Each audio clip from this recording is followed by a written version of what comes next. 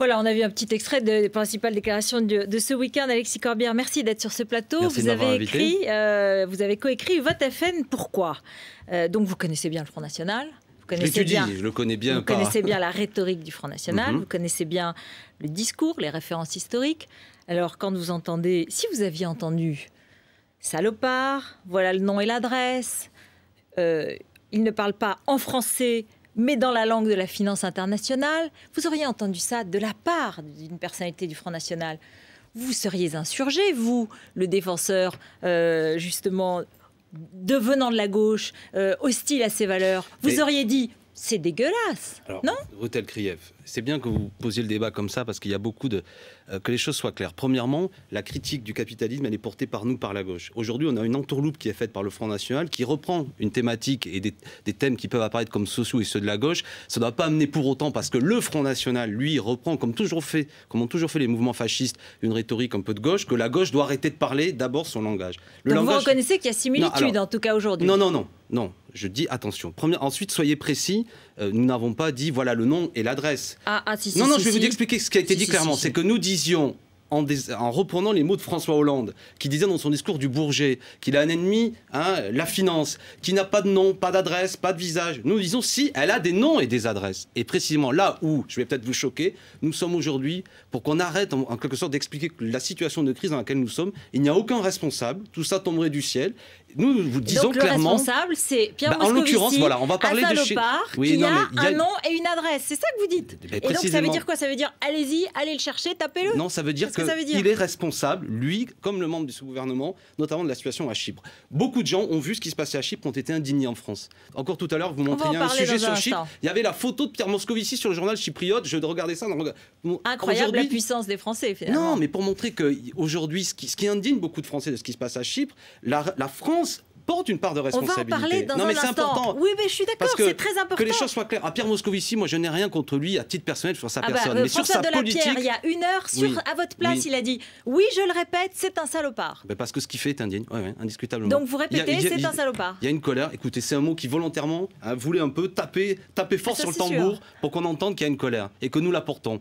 Et on ne peut pas, quand on est socialiste, considérer que ce qui arrive à 1 million de Chypriotes est une petite histoire qui ne concerne qu'un petit peuple, sans importance, comme a dit Angela Merkel. C'est scandaleux ce qui a lieu. Alors, c'est la raison pour laquelle un socialiste se déshonore quand il fait comme l'a fait Pierre Moscovici, de voter la décision le 15 mars de l'Eurogroupe de prendre de l'argent des petits contribuables chypriotes. Ça, c'est indigne d'un homme de gauche. On va y revenir, parce que je ne sais pas est-ce que c'est pas indigne d'un homme de gauche de dire aussi, c'est quelqu'un qui a un comportement qui ne pense pas en français, mais dans la langue de la finance internationale, lorsque on est Jean-Luc Mélenchon, qu'on est un homme cultivé, qu'on connaît l'histoire, qu'on connaît les références historiques, et elles sont pléthores. Je ne vais pas vous faire...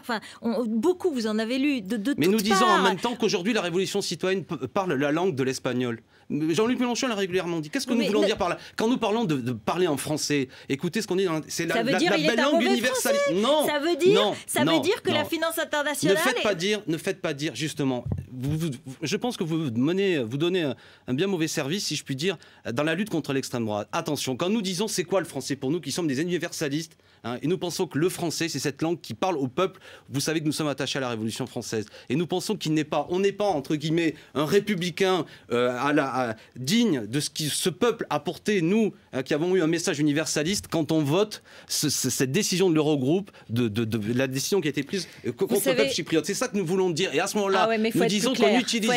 parce que là, pour le moment, vous n'êtes pas très clair. Non, si on est très clair, et d'ailleurs même la dépêche AFP a été corrigée sur le sens qui était donné, et nombre de journalistes sont revenus, et aujourd'hui ce que dit toute la presse, et je pense qu'il serait temps que le Parti socialiste s'excuse, parce que ce qui est indigne après ce qui a été fait de la part du porte-parole du Parti socialiste, c'est de considérer qu'il y aurait même un contenu antisémite là-dedans. Quand je vois que David Assouline, porte-parole du Parti socialiste, dit que ça, c'est digne de Gringoire, le torchon antisémite des années 30, là je dis ils sont devenus fous parce qu'ils ne veulent pas qu'on critique leur politique, et ils veulent nous coller l'étiquette d'extrême droite. Et vous savez très bien que ce sont des mots qui ont été utilisés contre Léon Blum, qui a été associé à la finance internationale. Je sais aussi qu'il a parlé des 200 familles. Je connais votre argumentaire. Mais vous savez très bien aussi que lorsque vous utilisez ces mots aujourd'hui, vous savez que vous êtes soupçonnable, justement parce que vous êtes cultivé. Mais non, parce que vous aussi vous avez une responsabilité. Je vais vous citer une phrase de Léon Blum qui s'adresse à Adrien Marquet et à Marcel Déat, qui sont qui finiront fascistes. Voilà.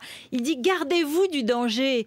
Que le discours de Marquet faisait apparaître dans votre haine du fascisme, vous ne lui empruntiez ses moyens et même son idéologie. En fait, vous êtes en train, parce que au nom de la défense d'un certain nombre de valeurs qu'on va évoquer, vous êtes en train de flirter avec une sorte d'ambiguïté. Je suis indigné que vous me disiez ça, honnêtement. Non. Ce qui est populiste. Moi, ça me choque. Je vous le dis en toute sincérité. Non, mais je vous connais et je connais vos convictions et je vous dis, acceptez aussi que ce que vous me dites me blesse profondément. Et à travers vous, je m'adresse aussi à tous ceux qui nous ont insultés et flétris dernièrement. Non, écoutez-nous, il y a une colère qui monte dans ce pays. Une colère dont des gens portent une part de responsabilité, dont M. Pierre Moscovici et aussi ce gouvernement. Nous n'allons pas cacher et dire tout ça est un grand anonymat qui n'a pas de nom et pas de visage. Vous êtes responsable, M. Moscovici. Rendez des comptes. Parce que regardez ce qui se passe dans les élections partielles. Voilà votre adresse. Écoutez, c'est pas ça que nous disons. Ce n'est pas une dénonciation, mais c'est le fait que nous ne tomberons pas dans le panneau dans lequel M. Hollande dit tout ça, il n'y a pas de nom, pas d'adresse et personne. Entendez ce que je suis en train de vous dire. J'ai bien entendu. Et quand nous disons qu'il ne parle pas en français de cette belle langue universaliste, mais qu'il utilise le langage de la finance internationale, nous ne disons pas qu'il n'est pas français. Vous comprenez ce que je veux vous dire? Mais sortons. Non, mais vous dites qu'il ne défend pas assez les valeurs françaises. Voilà ce que je veux vous dire. Vous l'avez compris. Je le comprends. Emmanuel Valls, je vais vous dire autre chose. Je vais en donner à Manuel Valls. Quand Manuel Valls dit que les Roms n'ont pas vocation à rester sur le territoire français, il ne parle pas la langue. Non, mais c'est important. Non, parce que ça me donne aussi l'eau au cœur. La façon dont ce gouvernement parle des étrangers actuellement. Vous n'avez pas le droit de nourrir cette ambiguïté. Pourquoi? Parce que ce que l'on ressent aujourd'hui, c'est que vous sentez qu'il y a cette colère, qu'il y a du ras-le-bol et qu'on est en pleine crise. Et on le sent nous aussi, journalistes, on n'est pas en dehors de la vie, au contraire. Et à ce moment-là, vous dites, on n'a pas envie que ce ras-le-bol aille vers le Front National. Donc il faut qu'on le récupère et donc on va utiliser un vocabulaire, des mots violents, des mots forts, des mots drus et crus. Et pour les attirer, pour pas qu'ils aillent au Front National. Mais là, vous dérapez. Mais là, vous êtes ambigu. Mais quand François Hollande avait traité Nicolas Sarkozy de sale mec, vous avez considéré qu'il utilisait le mot du Front National? Quand la brochure du Parti Socialiste avait, en 2007, traité Sarkozy de néoconservateur américain à passeport français, vous aviez dit qu'il faisait le jeu du Front National? Bien sûr, c'était choquant. On l'avait dit, bien sûr, c'était choquant. Non, je ne crois pas que ça avait été dit de la même hauteur.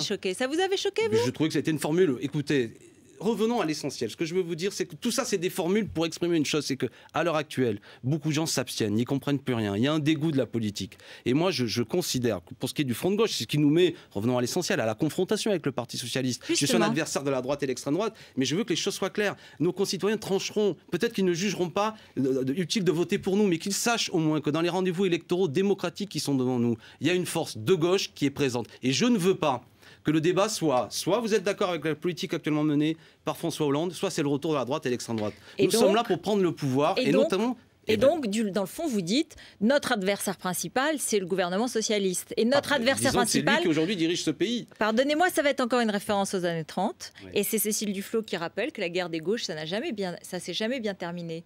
Et vous vous souvenez que le SPD et le parti de Rosa Luxembourg, cette bataille entre l'intransigeance de l'extrême gauche et du Parti socialiste. Tout comme vous, Rosa Luxembourg a été assassinée précisément par le SPD en 1919. Oui. C'était précisément Noske et Scheidemann, les dirigeants du SPD ont fait assassiner les dirigeants communistes du KPD, Karl Liebknecht et Rosa Luxembourg. Cette bataille, elle a été fatale. Elle a été fatale parce que c'est là l'éclosion du nazisme. D'accord. Le nazisme n'est pas à 35% actuellement en France. D'accord ?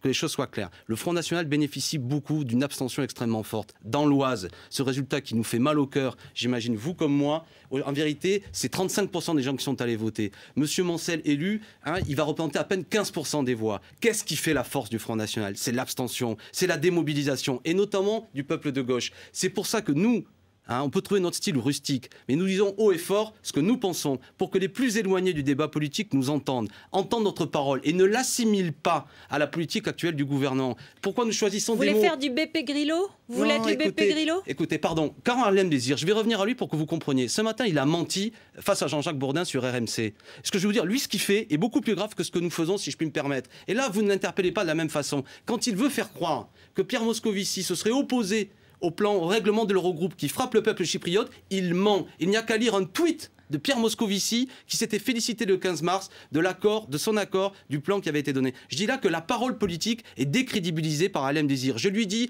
ce qu'il raconte. Je veux dire de deux façons. C'est des billevesées ou du pipeau. Vous trouverez soit des différents registres de langage. Mais je veux que ce soit clair.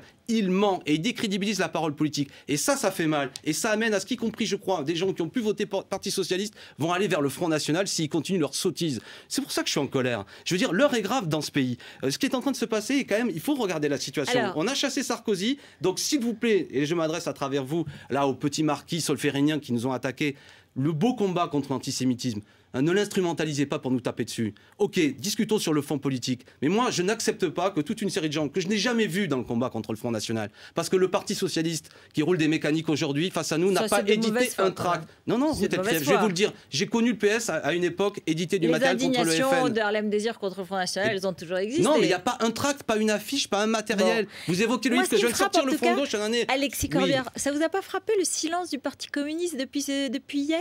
Moi, j'ai pas entendu de communistes défendre Jean-Louis Mélenchon. On a l'impression qu'il est quand même... Ils sont un peu gênés parce que votre rudesse ou votre rusticité, comme vous dites, voilà, ils la trouvent un peu trop rustique à leur goût quand même. Ce sont vos alliés pourtant. Il y a différents communiqués des forces du Front de gauche qui sont en train d'arriver actuellement et qui s'indignent du procès qui nous est fait. Après, je veux dire, au sein du Front de gauche, on peut trouver qu'effectivement, il y a différentes façons de s'exprimer. Je vous signale accessoirement que Pierre Laurent était présent à notre congrès, a été chaleureusement applaudi. Et quand je l'ai laissé... bonjour avec Jean-Luc Mélenchon. C'est totalement... Alors voilà, typiquement, ça c'est... vrai ou faux, je sais pas. Totalement bidon. Totalement bidon. Mais qu'est-ce que c'est, pardon, je vais être méchant avec vous. Ça, c'est comment dirais-je, la petite polémique du Parti socialiste pour diviser le Front de gauche, dire que d'un côté, il y aurait les gentils communistes qu'on peut câliner, qui en quelque sorte sont achetables, et c'est extrêmement méprisant pour le Parti communiste, et les fous furieux du Parti de gauche. Ça, c'est du bidon. Pierre était présent à ce congrès. Pierre est un ami, enfin, je veux dire, avec Jean-Luc Mélenchon. Tout va bien avec le Parti communiste, même s'il n'apprécie pas votre ton dans le fond. Oui, mais il y a des choses parfois que nos amis du PC font, avec lesquelles nous aussi on a des désaccords. Mais sur le fond, tous on réaffirme qu'il faut le Front de gauche. Et juste un mot sur Chypre. Vous défendez les Chypriotes, les petits épargnants chypriotes, on comprend très bien. Ouais. Mais moi, je suis surprise que vous défendiez aussi les oligarques russes quand même. Parce que quand on lit l'économie chypriote, c'est paradis fiscal, dumping fiscal, 10% d'impôts sur les sociétés, capitaux russes expatriés à Nicosie, Gazprom. Il faut lutter contre les paradis fiscaux. Ah bah non, il faut les protéger. Non, je vais vous dire. Alors, voilà, je profite de l'occasion et message à Pierre Moscovici. Il faut lutter contre les paradis fiscaux. Je vais lui dire où il y en a. Le Luxembourg, le Pays-Bas. Dernièrement, l'Union européenne était présidée par le Pays-Bas et le Luxembourg. J'ai pas entendu Pierre Moscovici en parler. Vous savez où il y a le plus grand paradis fiscal, où il y a le plus de Russes? Non, mais je réponds. Ils sont à Londres. Il y a 300 000 actuellement grands oligarques russes qui ont des comptes en banque à Londres. Ensuite, oui, il faut lutter contre la fraude fiscale, les paradis fiscaux. Là, il va y avoir une imposition de tous les avoirs des Russes. Mais est-ce que vous savez qu'il y a 4 banques qui ne sont pas concernées aujourd'hui parce qu'il a été décidé, 2 banques françaises et 2 banques allemandes. Et c'est sans doute là qu'il y a le plus de comptes en banque, notamment d'oligarques russes. Comme par hasard, ils sont écartés. Donc tout ça est un écran de fumée pour dire tout ça est bidon. Je veux dire, il faut lutter énergiquement contre les paradis fiscaux indiscutablement, mais je ne crois pas aujourd'hui que l'Eurogroupe, c'est ce qu'il est en train de faire. Mais là, on a sorti cet argument pour, en quelque sorte, enrober ce qui a lieu. Revenons à aujourd'hui. Non, mais je termine là-dessus. Oui. On n'en serait pas là si la BCE pouvait prêter de l'argent directement aux États. Les conséquences de ce qui se passe à Chypre, c'est l'effet différé de ce qui s'est passé en Grèce. C'est extrêmement grave. Le peuple chypriote est en train de souffrir. On le voit en Grèce. Et cette politique est totalement folle. On revient, peut-être qu'on est en train de terminer là-dessus. C'est pour ça que les choses soient claires. C'est pour ça que nous en voulons à ce gouvernement. Je pense que la France aurait dû se faire entendre très clairement et refuser, à l'occasion de l'Eurogroupe, ce plan. Parler plus fort dans l'Europe. Et oui, et notamment dire qu'il y avait un désaccord avec la diplomatie allemande, parce que là, on ne comprend plus rien. 2 questions très concrètes et très courtes. Nicolas Sarkozy, qui ce soir se défend sur sa page Facebook et dit qu'il se battra jusqu'au bout, qu'il a confiance dans l'institution judiciaire, qu'il utilisera les voies de droit qui sont ouvertes à tout citoyen. Oui, je comprends. Après, je pense que tout ça participe à une détérioration du climat politique, quelle que soit l'issue judiciaire de tout ça. Je fais même un lien avec ce qu'il y a eu avec Jérôme Cahuzac. Je trouve ça assez détestable. Aujourd'hui, on voit bien toute une série d'affaires. Après, la justice tranchera. Mais quel que soit, je dirais, finalement, ce que dira la justice, ça participe, on le voit bien quand même. Pour la 2e fois, un président de la République mis en examen. Ça participe, je crois, à ce climat, ou ce lien, on a l'impression, entre certains politiques et des milieux financiers. Tout ça n'est pas bon. Et la police qui utiliserait des gaz lacrymogènes contre des manifestants hier. Ça me choque. Mais ça me choque aussi quand c'est des ouvriers qui sont matraqués. Ça me choque aussi. Et ça vous choque aussi oui, pour les manifestants en faveur du mariage, d'un contre-mariage gay. Moi, je suis favorable au mariage pour tous, mais on a le droit d'être en désaccord avec ça. On n'est pas nécessairement homophobe quand on s'oppose à ça, ou du moins, il y a une discussion qui doit avoir lieu. Je suis en radical désaccord, que les choses soient claires. Et hier, il y avait des gens d'extrême droite, du GUD, qui ont voulu faire le coup de poing avec la police. Je ne suis pas dupe. Mais attention, je veux dire, j'ai envie de dire, je pense que c'est pas bon ce qui a eu lieu, cette façon de taper des gens, mais aussi, il y a beaucoup d'ouvriers qui se sont fait matraquer dernièrement, ça n'a pas suscité la même indignation. Mais tout ça, j'ai envie de dire, participe, on voit bien, c'est l'expression d'un climat de radicalisation, Et dans ces cas-là, est-ce que la responsabilité des politiques, c'est d'aller dans le sens de cette détériorisation en utilisant les termes les plus crus, ou c'est au contraire peut-être d'élever, et par le langage, le niveau de réflexion et de proposer des projets c'est ce que nous faisons. peut-être plus... Jean-Luc Mélenchon a fait un discours de 3 heures. Nous avons fait des documents conséquents. Vous retenez, je ne vous en veux pas, et peut-être que même volontairement, nous, il y a des moments où nous parlons fort pour qu'on entende. Ne segmentez pas notre discours, mais que les choses soient claires. Volontairement, vous faites aussi de la com. Du moins, je veux, dans un climat, dans un moment de détérioration de la vie politique, comme on vient de se le dire, que les choses entendent le message que nous portons. Il y a là une force, pour ce que je parle du front de gauche et du parti de gauche, une force autonome qui veut prendre le pouvoir. Et l'alternative n'est pas, je répète, soit le retour de la droite, ou soit assumer et accepter cette politique. Nous voulons diriger ce pays et sans aucun doute, ça aura des conséquences bien différentes sur la situation sociale. Donc voilà le message que nous disons. Merci Alexis Corbière. Merci. Restez avec nous dans un instant justement. Brice Hortefeux, l'ancien ministre de l'Intérieur et qui préside l'association des amis de Nicolas Sarkozy, sera à nos côtés. C'est la première fois qu'il s'exprime depuis la mise en examen de l'ancien président Sarkozy. À tout de suite.